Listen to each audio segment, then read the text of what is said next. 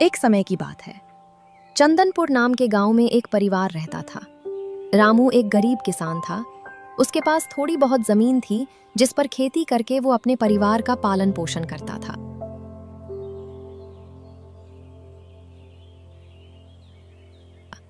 उसके परिवार में उसकी 2 बेटियां और पत्नी कमला थी। रामू की पहली पत्नी गुजर चुकी थी। कमला उसकी दूसरी पत्नी थी। दूसरी पत्नी से उसे रिया नाम की एक लड़की थी और बड़ी लड़की जिसका नाम सुमन था, उसकी मां गुजर चुकी थी। कमला सुमन की सौतेली मां थी और वो सुमन से अच्छा बर्ताव नहीं करती थी। अरे ओ सुमन महारानी, खाना बना या नहीं? मेरी रिया आती ही होगी। वो अपनी सहेली के साथ घूमने गई है। तुझे पता है ना, अगर उसे समय पर खाना ना मिला तो कितना गुस्सा करती है, और एक बार उसे गुस्सा आ गया तो वो खाना भी नहीं खाएगी। हाँ माँ, बस बना ही रही थी, थोड़ा बाकी है। थोड़ा बाकी है? क्या बच्ची जल्दी जल्दी हाथ नहीं चला सकती? तू क्या इस घर में नहीं है? तुझे हर बात बतानी पड़ती है क्या? क्या तुम रिया का स्वभाव नहीं जानती? फिर भी तुमने अब तक खाना क्यों नहीं बनाया? मैं तुझे अच्छे से जानती हूँ। तूने ये सब जानबूझकर किया होगा ताकि मेरी बच्ची भूखी रह जाए। तू भी अच्छे से जानती है, उसे एक बार गुस्सा आ गया तो खाना नहीं खाती।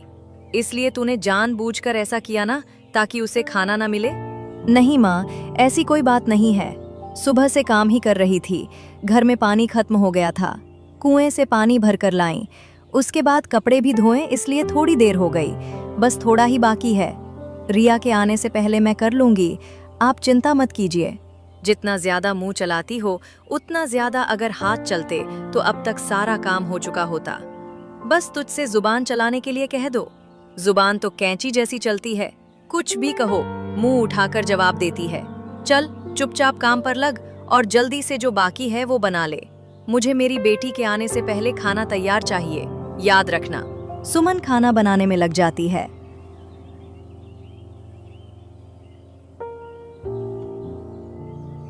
थोड़ी देर बाद रिया घर आ जाती है और अपनी माँ से कहती है,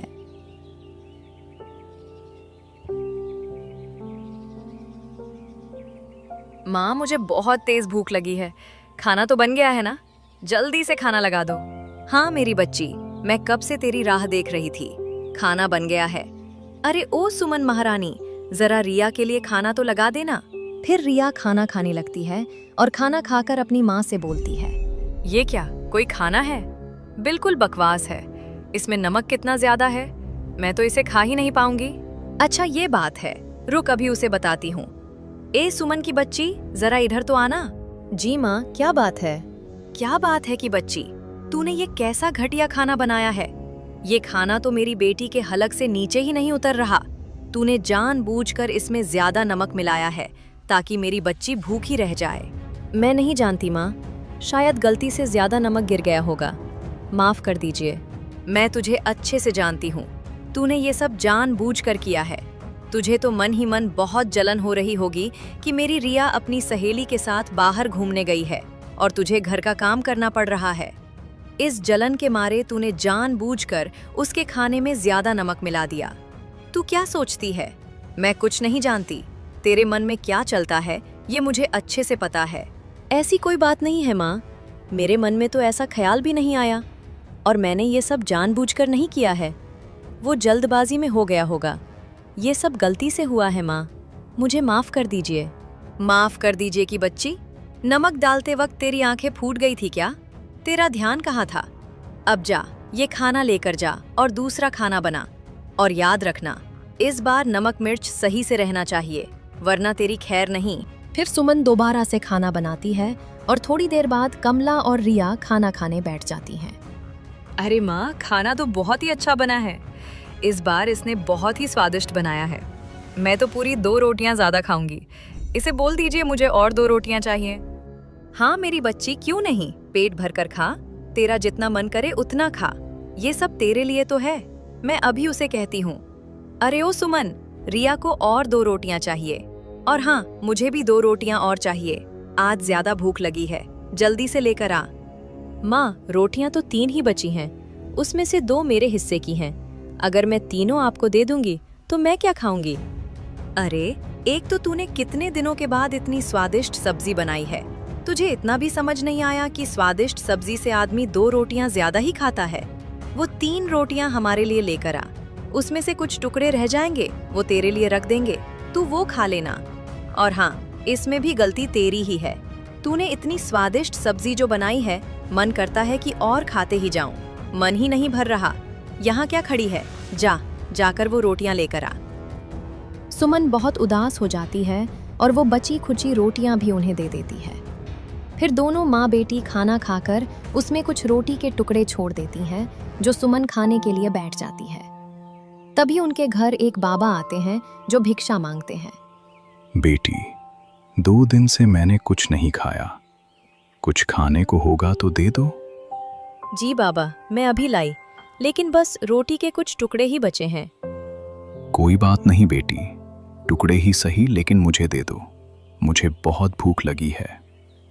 सुमन उन्हें खाना देने जा ही रही होती है, तभी कमला कहती है, अरे ओ सुमन की बच्ची, तू खाना तो उसे देने जा रही है, लेकिन तुझे पता है ना, खाने में सिर्फ वही टुकड़े बचे हैं। अगर वो भी तू उस बाबा को दे देगी तो तेरे लिए खाना नहीं बचेगा, फिर तुझे रात तक भूखा ही रहना होगा। जरा सोच समझकर दान करना। खुद तो भूखी है, बड़ी आई दान करने वाली। पहले अपना तो पेट भर ले सुमन महारानी, फिर लोगों का भरना। बड़ी आई समाज सेवा करने वाली। माँ, मुझे उतनी भूख नहीं लगी है। वो बाबा 2 दिन से भूखे हैं, वो खा लेंगे तो उनका कुछ ना कुछ तो पेट भर ही जाएगा। मैं शाम तक इंतजार कर लूंगी, मुझे भूख नहीं है। ठीक है, जाकर दे दे। मैं तो तेरे भले के लिए कह रही थी। अब तुझे भूखा रहने का बड़ा शौक चढ़ा है तो भूखे मर, मुझे क्या है। फिर सुमन उन बाबा को रोटी के बचे खुचे टुकड़े और सब्जी दे देती है। बेटी, तुम्हारा दिल बहुत बड़ा है और तुम बहुत भाग्यशाली हो।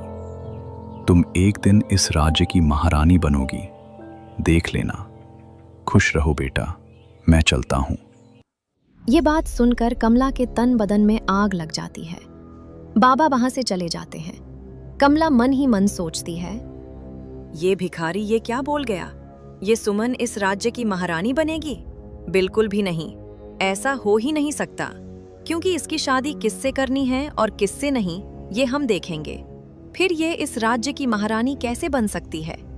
इस राज्य की महारानी बनने का सौभाग्य तो मेरी बेटी रिया को मिलना चाहिए। वो इस लायक है, सुमन नहीं। सुमन की कोई औकात नहीं है, लेकिन फिर भी क्यों न जाने मेरे मन में डर सा बैठ गया है। अगर ये लड़की सचमुच इस राज्य की महारानी बन गई तो? नहीं, मैं ऐसा नहीं होने दे सकती। इस डर को मेरे मन से हटाने के लिए मुझे इसकी शादी किसी गरीब घर के लड़के से करनी होगी, फिर मैं निश्चिंत हो जाऊंगी।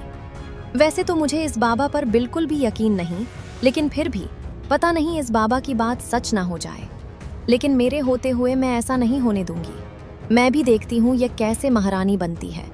मैं इसकी शादी किसी भिखारी से कर दूंगी और फिर मेरी रिया की शादी बहुत बड़े रईस घर में यही करूंगी। सोचकर कमला रामू से कहती है, सुनिए जी, मैं सोच रही थी सुमन की उम्र हो गई है, हमें उसके लिए कोई रिश्ता देख लेना चाहिए और उसकी शादी कर देनी चाहिए, और फिर हमें रिया की भी तो शादी करनी है। हाँ कमला, तुम सही कह रही हो, लेकिन फिलहाल मेरे पास इतने पैसे नहीं हैं। तुम तो जानती हो ना, जैसे तैसे हम अपना गुजारा करते हैं। हमें फसल भी इतने अच्छे से नहीं हो पाती। पहले शादी के लिए थोड़े बहुत धन जमा कर लूं, उसके बाद सुमन के लिए कोई अच्छा सा लड़का देखेंगे। अच्छा सा लड़का देखने की क्या जरूरत है? हम इतने धनवान थोड़ी हैं। कोई अच्छा खासा लड़का होगा तो दहेज भी अच्छा खासा मांगेगा, और हमारे पास इतने पैसे नहीं हैं। कोई गरीब घर का होगा तो भी चलेगा। हम ऐसे लड़के से उसकी शादी कर देंगे। ये तुम क्या कह रही हो? अगर उसकी जगह पर रिया होती, क्या तब भी तुम यही कहती? नहीं ना, तुम्हारी ये आदत मुझे बिल्कुल भी नहीं पसंद। तुम दोनों बहनों में बहुत फर्क करती हो। ये ठीक नहीं कमला। मेरे लिए रिया जितनी जरूरी है उतनी ही सुमन जरूरी है। दोनों मेरी ही बेटियां हैं। मैं सुमन की शादी किसी अच्छे घर में ही करूंगा। तुम अपनी राय अपने पास रखो। मैं अच्छे से जानता हूं, अगर यही बात रिया की होती तो तुम ऐसी बात कभी नहीं करती। आप भी न जाने मुंह में जो आए वो बोलते जा रहे हो। ऐसी कोई बात नहीं है, मेरे लिए भी दोनों लड़कियां एक जैसी ही हैं। मैंने कोई फर्क नहीं किया। पता नहीं आप ऐसा क्यों कह रहे हो। मैं तो बस आपके भले के लिए कह रही थी। मुझे भी पता है कि हमारे पास पैसे नहीं हैं, इसलिए कह रही थी कि कोई गरीब घर का लड़का देख लेते हैं। वैसे भी ये सब नसीब नसीब की बातें होती हैं। सुमन के नसीब में जो होगा उसे वही मिलेगा। हमारे कुछ भी करने से क्या फर्क पड़ता है। जोड़ी तो ऊपर वाला बनाता है, उसके नसीब में जो लिखा होगा वही उसे मिलेगा। इसमें हम और आप कुछ नहीं कर सकते। गांव की औरतें मुझसे कह रही थीं कि सुमन की उम्र हो चली है, उसकी शादी कर दीजिए, और रिया भी शादी लायक हो गई है। लेकिन बड़ी बेटी के रहते हम छोटी की शादी थोड़ी ना कर सकते हैं, इसलिए हमें सुमन की शादी पहले करनी होगी। ठीक है, मैं उसके लिए कोई अच्छा सा रिश्ता देखता हूं। जब तक कोई अच्छा लड़का नहीं मिल जाता तब तक मैं उसकी शादी नहीं करूंगा। अगर मैं तुम्हारी बातें सुनूंगा तो दोनों बेटियां घर में ही बैठी रह जाएंगी। मेरी नज़र में एक रिश्ता है। वो हमारे गांव का मोहन तो पता ही है ना, बेचारा अनाथ है, उसके माता पिता नहीं हैं। मुझे तो लगता है सुमन के लिए वही लड़का सही रहेगा, और तो और वो दहेज भी नहीं मांगेगा। ये तुम क्या कह रही हो? मोहन तो खुद लकड़ियां बेचकर अपना गुजारा करता है, वो हमारी सुमन को खुश कैसे रखेगा? मैंने कहा ना, ये सब नसीब नसीब की बातें होती हैं। मुझे तो लगता है सुमन के नसीब में मोहन ही लिखा है, और वैसे भी आप अपना फर्ज निभाइए, एक बार उसकी शादी कर दीजिए। फिर मुझे लगता है मोहन भी कोई अच्छा खासा काम ढूंढ ही लेगा। एक बार शादी हो गई तो उसके सर पर जिम्मेदारी आ जाएगी, फिर वो अच्छा काम करने लगेगा। आप उसकी चिंता मत कीजिए, अब बस शादी के लिए हाँ कर दीजिए। नहीं कमला, मोहन के लिए मैं बिल्कुल भी हाँ नहीं करूंगा, जबकि मैं अच्छे से जानता हूं कि वो अपना गुजारा तो जैसे तैसे करता है। ऊपर से उसके माता पिता भी नहीं हैं, अकेला ही है। कमला मन ही मन सोचती है, ये ऐसे तो मानने से रहे। एक काम करती हूँ, इन्हें सुमन के खिलाफ भड़काती हूँ, फिर देखती हूँ कैसे नहीं मानते। लगता है मुझे आपको सच बताना ही होगा कि मैं सुमन की शादी के लिए इतनी जल्दबाजी क्यों कर रही हूँ। क्या बात है कमला, तुम ऐसा क्यों बोल रही हो? हमारे गांव की एक औरत कह रही थी कि सुमन का उस मोहन के साथ चक्कर चल रहा है। उसे गांव में कई लोगों ने उससे बात करते हुए देखा है और उसके घर में भी देखा है। मुझे तो ये सुनकर बहुत बड़ा धक्का लगा। गांव में हमारी बहुत बदनामी हो चुकी है और ये सुमन उस मोहन के नाम से बदनाम हो चुकी है।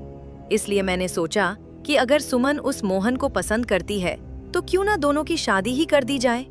हम बदनाम होने से तो बच जाएंगे, नहीं तो ये लड़की ऐसे ही गुल खिलाती रहेगी।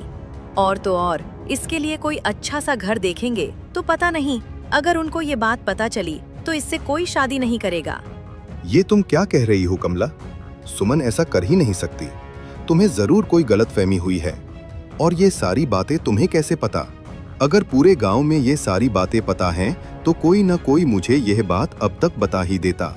आप भी क्या बात करते हो जी? ये बातें कोई बताने लायक बात है? वो तो मेरी एक सहेली मुझे अपना मानती है, इसलिए उसने मुझे बता दिया। गांव वाले छुप छुप के बातें करते हैं, कोई आपके मुंह पर थोड़ी ना ये सारी बातें बोलेगा।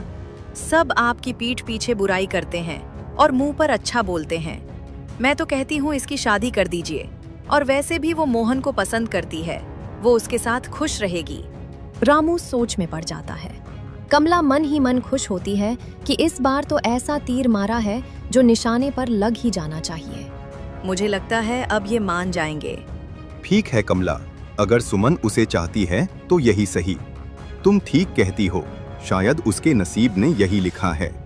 ठीक है, मैं उस मोहन से बात करता हूँ। ये हुई ना बात, अब आप समझदारी वाली बात कर रहे हो। और मेरी एक बात ध्यान से सुनो, सुमन और मोहन से मैंने जो आपसे कहा उस बारे में कुछ नहीं कहना। उन्हें ये बात सुनकर बुरा लगेगा। आप उन्हें यही दिखाना कि आपको उनके बारे में कुछ नहीं पता। बस आप मोहन से जाकर सुमन से शादी करने की बात ही करना, इससे ज्यादा कोई बात ना करना। उसे बुरा लगेगा, आखिर वो हमारा होने वाला दामाद जो है। ठीक है कमला, तुम जैसा कहती हो मैं वैसा ही करूँगा। फिर सुमन की शादी कुछ ही दिनों में मोहन से हो जाती है। सुमन शादी करके मोहन के घर आ जाती है। सुमन, मेरी एक बात समझ नहीं आती। तुम तो दिखने में काफी अच्छी हो, और तो और तुम्हारे घर वालों के पास तो जमीन भी है, काम भी है। वो तो मुझसे अमीर ही हैं। मैं तो एक गरीब लकड़हारा हूं। फिर भी तुमने मुझसे शादी करने के लिए हाँ क्यों कहा?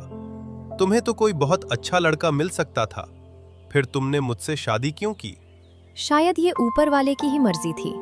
शायद मेरे नसीब में आप ही थे, इसलिए हम दोनों की शादी हुई। बाकी मैं कुछ नहीं जानती। और मेरे माता पिता ने मेरे लिए जो निर्णय लिया है, कुछ सोच समझकर ही लिया होगा। वो जो भी करेंगे मेरे अच्छे के लिए ही करेंगे। मैं तो बस इतना मानती हूँ। फिर भी सुमन, मुझे लगता है तुम्हें मुझसे शादी नहीं करनी चाहिए थी। मैं तुम्हें कुछ नहीं दे पाऊंगा। सुमन, मेरे पास कुछ नहीं है। मैं तो खुद का जैसे तैसे गुजारा करता हूँ। तुम मेरे साथ खुश नहीं रह पाओगी। आप कैसी बातें कर रहे हैं? आप मेरे पति हैं। आप मुझे जैसा रखोगे मैं वैसा रहने के लिए तैयार हूँ। आप ऐसा मत सोचिए। मुझे बचपन से ही धन की कोई लालसा नहीं है और ना ही मैं आपसे कुछ मांग रही हूँ। आप मेरी चिंता मत कीजिए, मुझे कुछ नहीं चाहिए। दादी के चेहरे पर भी संतोष झलकने लगा, मगर गांव के लोग इस बदलाव को देखकर अचंभित थे। चौपाल पर रोज की तरह चर्चा होने लगी।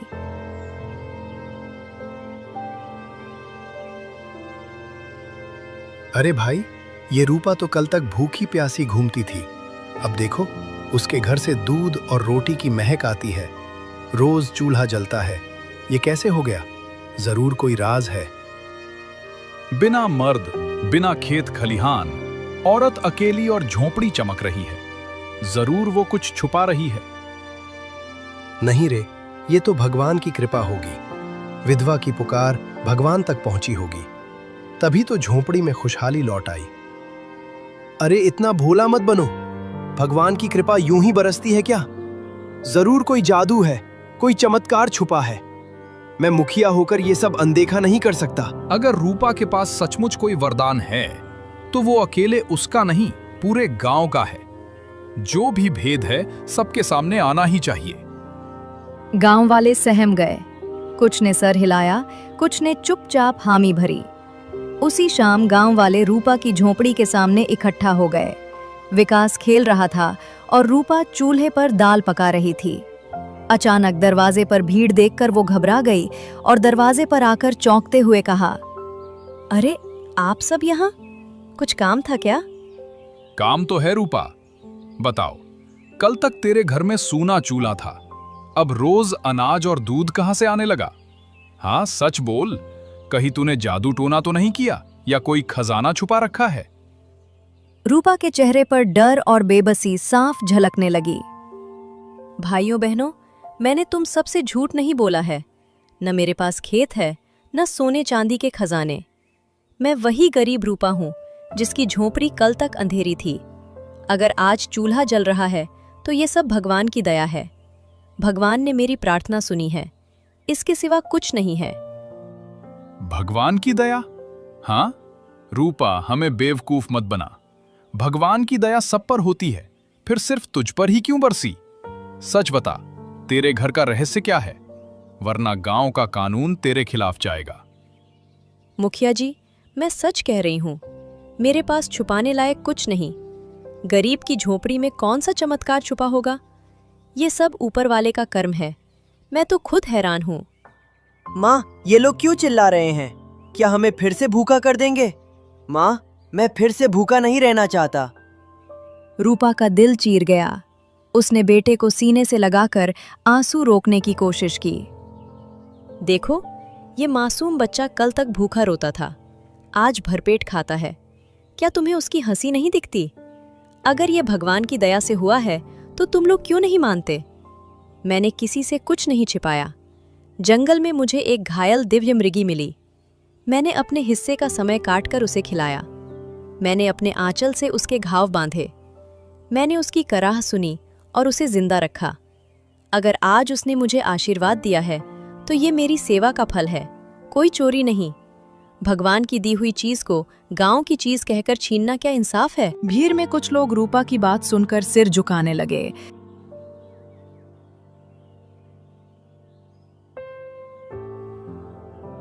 मगर मुखिया अभी भी लालच से भरा था। हाँ, बड़ी बहादुर बन गई है तू रूपा। सेवा की दुहाई देती है, मगर सच ये है कि तू लालची है। तूने मृगी को छुपा कर रखा ताकि वरदान अकेले तेरा घर भरे। गांव के और भी बच्चे भूखे रहें, इससे तुझे फर्क नहीं पड़ता। आज गांव फैसला करेगा कि मृगी सबकी है। भाइयों, क्या तुम्हें लगता है मैं लालची हूँ? मैं तो वो औरत हूँ जो कल तक भूखी सोई। मेरे बच्चे ने आंसू बहाए, तब भी मैंने किसी के दरवाजे पर हाथ नहीं फैलाया। मैंने तो बस एक घायल प्राणी की सेवा की थी। अगर आज उसका आशीर्वाद मिला है, तो क्या वो भी अपराध है? भीड़ में फुसफुसाहट होने लगी। तभी झोंपड़ी के पीछे से दिव्य मृगी धीरे धीरे निकलकर सामने आई। उसकी चाल अब मजबूत थी, आंखों में करुणा झलक रही थी। गांव वाले मृगी को देखकर दंग रह गए। कुछ ने हाथ जोड़ लिए, कुछ के चेहरे पर और लालच चमक उठा। अरे, ये तो सचमुच मृगी है। कैसी चमक रही है, जैसे कोई रहस्यमय हो। यही है चमत्कारी जड़। अगर ये हमारे घर आए तो हम भी धनवान हो जाएंगे। दिव्य मृगी ने सबकी ओर देखा और इंसानी आवाज में बोली, गांव वालों, सुनो, मैं कोई साधारण मृगी नहीं। भगवान ने मुझे वरदान दिया कि मैं इंसानों की भाषा बोल सकूं और सेवा करने वालों को आशीर्वाद दे सकूं। रूपा ने अपनी भूख बुलाकर मेरी सेवा की। उसने आंचल फाड़कर मेरे घाव बांधे, इसलिए मैंने उसके घर भूख का साया मिटा दिया। मगर याद रखो, वरदान सेवा से मिलता है, लालच से नहीं। भीड़ शांत रह गई, लेकिन मुखिया फिर भी न झुका। चुप कर। तू चाहे बोलने वाली मृगी हो, मगर अब तू पूरे गांव की है। तेरी ताकत अब सबके बीच में बटेगी। रूपा अकेले तेरे वरदान की मालिक नहीं हो सकती। दिव्य मृगी की आंखों में आंसू भराए उसने सर झुका लिया और दुख भरे स्वर में बोली, अफसोस, इंसान कभी नहीं बदलता। जब तक सेवा करता है तब तक उसका दिल साफ होता है, पर जैसे ही वरदान दिखता है उसका दिल लालच से भर जाता है। याद रखो, जहां मैं नहीं वहां मेरे साथ वो वरदान भी चला जाएगा जो रूपा को मिला है। ये पूरे गांव में बटेगा। ये मेरा आदेश है। इतना सुनते ही दिव्य मृगी ने आकाश की ओर देखा। उसकी आंखों से आंसू की 2 धाराएं गिरीं। अचानक उसके शरीर से तेज प्रकाश निकलने लगा। याद रखो, इंसान का लालच हमेशा उसके विनाश का कारण बनता है। आज मैं इस गांव को छोड़ रही हूं, पर यहां फिर कभी वरदान नहीं बरसेगा। ये कहकर दिव्य मृगी धीरे धीरे गांव से बाहर चली गई। गांव वाले हाथ जोड़कर पीछे पीछे दौड़े, मगर मृगी जंगल की ओर गायब हो गई। रूपा जमीन पर गिर पड़ी। उसकी आंखों से आंसू बहने लगे। विकास उसके आंचल से चिपक कर रोने लगा। हे मृगी माता, मैंने तो बस सेवा की थी, मगर गांव वालों के लालच ने तुझे दूर कर दिया। तू ही मेरा सहारा थी। अब फिर से मेरी झोंपड़ी में भूख लौट आएगी, पर मैं तुझे दोष नहीं दूंगी। इंसानियत का वरदान लालच के बीच कभी टिक ही नहीं सकता। गांव में सन्नाटा छा गया। सबके चेहरे पर पश्चाताप था, मगर अब बहुत देर हो चुकी थी। मृगी जा चुकी थी और उसके साथ वरदान भी। विकास उसके पास आकर रोता हुआ बोलता है, माँ, अब फिर से भूखा रहना पड़ेगा क्या? मृगी माता क्यों चली गईं? मैंने तो उन्हें कुछ नहीं कहा था। नहीं बेटा, तू रो मत। भूखा रहेगा तो माँ भी भूखी रहेगी, मगर हम हार नहीं मानेंगे। अब माँ फिर से मेहनत करेगी। तू देखना, तेरे लिए रोटी जुटाऊंगी, चाहे दिन रात जंगल से लकड़ी काटनी पड़े। गांव वाले धीरे धीरे पास आकर खड़े हो गए। सबके चेहरे पर शर्म थी। मुखिया सबसे आगे था, मगर उसकी अकड़ अब टूट चुकी थी। रूपा बहन, हमने तेरे साथ बहुत अन्याय किया। तू सही कहती थी। तूने सेवा की थी, मगर हम लालच में अंधे हो गए। अगर हम तुझ पर भरोसा करते तो आज मृगी हमारे बीच होती। हाँ बहन, गलती हमारी है। हम सब भूख से डर गए और वरदान को जबरदस्ती बांटना चाहा। पर वरदान तो सेवा का फल होता है, लाठी डंडे से नहीं मिलता। भीड़ में से गांव का बुजुर्ग आगे आया। बाल सफेद थे, हाथ कांप रहे थे, मगर आवाज में गहराई थी। गांव वालों, पश्चाताप का कोई मतलब नहीं। अगर हम अपनी आदतें नहीं बदलेंगे, वरदान लौटे या न लौटे, पर हमें इंसानियत का रास्ता अपनाना होगा। रूपा अकेली औरत है, उसके कंधे पर बेटे और बूढ़ी मां का बोझ है। अगर हम उसका साथ देंगे तो उसकी झोपड़ी में फिर से रोटी पक सकती है। याद रखो, गांव का असली वरदान वही है जब सब मिलकर एक दूसरे का सहारा बने। अब शाम को गांव वाले अपने घर से कुछ न कुछ लेकर रूपा के पास आए। कुछ ने अनाज, कुछ औरतें घर से दूध और रोटी ले आईं।